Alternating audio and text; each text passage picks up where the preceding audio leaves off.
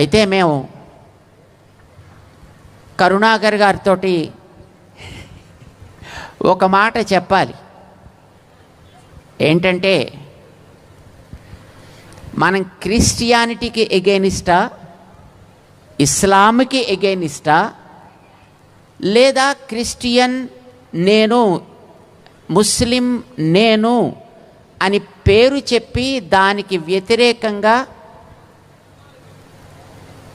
తదితరమైన వ్యక్తులని హింసించే వ్యక్తులకి మనం వ్యతిరేకమా? మా ఉద్దేశం ప్రకారం మనం క్రిస్టియానిటీని ఏం అనాల్సిన అవసరం లేదు. కానీ క్రిస్టియన్ పేరు చెప్పి ఇతరమైనటువంటి వ్యక్తులందరినీ కూడా రకరకాల ప్రలోభాలకి లోను చేసి వాళ్ళకి వాళ్ళ ఆరాధన చేసుకునేటటువంటి దేవతా విశేషాలకి రకరకాల వక్రభాష్యాలు చేసి సమాజంలో చెడు బీజాలని నాటే వ్యక్తుల పాలిటి సింహస్వప్నంలాగా శివశక్తి ఉండాలని మేము ఆశిస్తాం.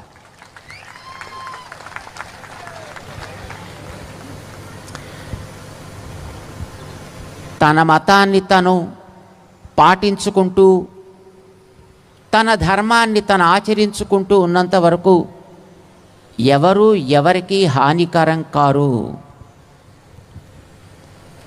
కానీ మతం పేరు చెప్పి ఇతర మతాలని ఆక్షేపించేటటువంటి వ్యక్తులు బయలుదేరితే అది సమాజానికి చీడపురుగు, ప్రమాదకరం.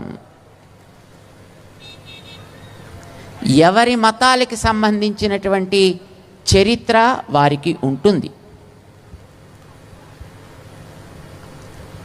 మనం చూసేటటువంటి వేదాల్లో కనిపించేవో, గ్రామాల్లో ఆరాధనలను అందుకునేటటువంటివో రకరకాలైనటువంటి దేవతా విశేషాల మీద ఒక విశ్వాసం చేత, ఒక నమ్మకం చేత తమ జీవితాల్లో కొన్ని మంచి అలవాట్లని చేసుకునేటటువంటి వ్యక్తులు కోట్లాది మంది ఉన్నారు ఈ దేశంలో.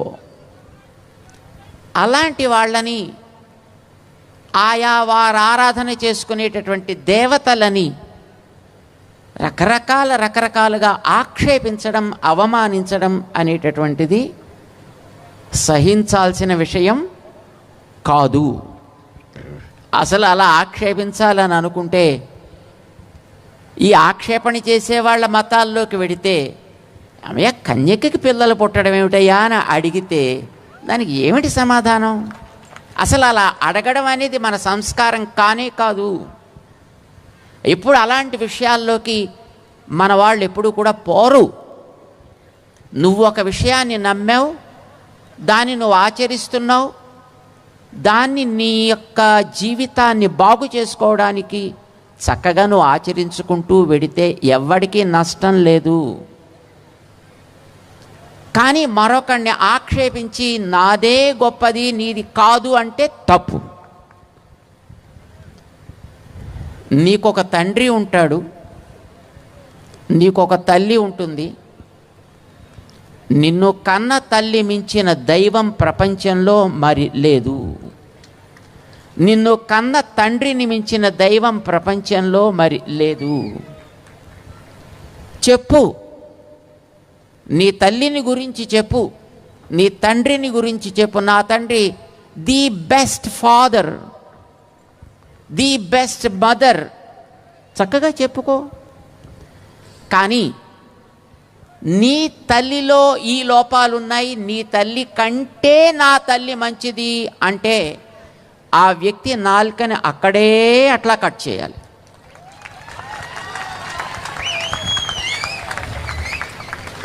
నా తల్లి నల్లగా ఉండొచ్చు, నా తల్లికి అక్షరాలు లేకపోవచ్చు, నా తల్లికి పెద్దగా సమాజంతో పరిచయం లేకపోవచ్చు, కానీ నా తల్లి నా తల్లే.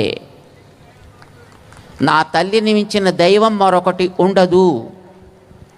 నీ తల్లి ఓ మంచి నిగనిగలాడేటటువంటి వ్యక్తి కావచ్చు, డబ్బులున్న వ్యక్తి కావచ్చు, బాగా చదువు ఉన్న వ్యక్తి కావచ్చు, ఓ పెద్ద కార్లు కటార్లు ఉండేటటువంటి వ్యక్తి కావచ్చు. అయినా నీ తల్లి నా తల్లి కాలేదు. నా తల్లి కంటే గొప్పది కాదు. ఈ భావం మన వారందరిలోనూ ఉంది కనుకనే ఈ దేశానికి ఎన్ని మతాలు వచ్చినా ఆ మతాలను ఎప్పుడూ కూడా ఆక్షేపించే ప్రయత్నం చేయలేదు, అవమానించే ప్రయత్నం చేయలేదు. ఒక విశ్వాసం వారిది కనుక నీ విశ్వాసంలో నువ్వు ఉండవయ్యా, హాయిగా బతుకు, నీ పని నువ్వు చేసుకో, నా పని నేను చేస్తా. మనిద్దరం కలిసి మంచి సమాజం కోసం బతుకుదాం. సమాజంలో నువ్వు బ్రతకాలి, నేను బ్రతకాలి, ఇద్దరం కలిసి బ్రతకాలి. ఉండే సమాజం కొంతే. ఆ సమాజంలో ఎదటివాడిని నువ్వు ఆక్షేపించి వాడితోటి దెబ్బలాడుతూ కొట్టుకుంటూ తిట్టుకుంటూ ఆక్షేపించుకుంటూ అవమానించుకుంటూ ఇది తప్పు, ఇది తగదు.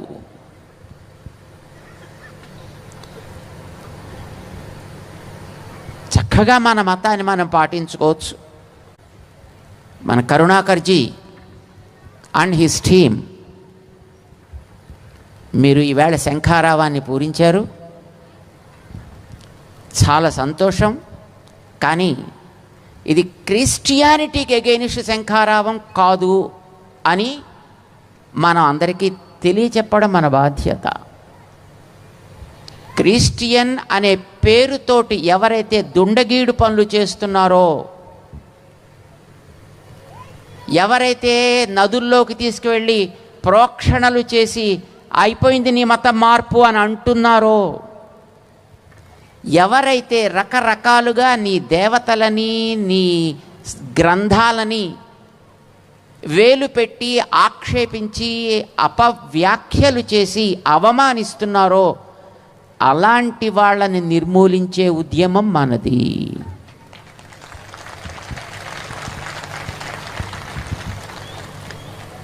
మేము చాలామంది క్రిస్టియన్స్ చూసాం.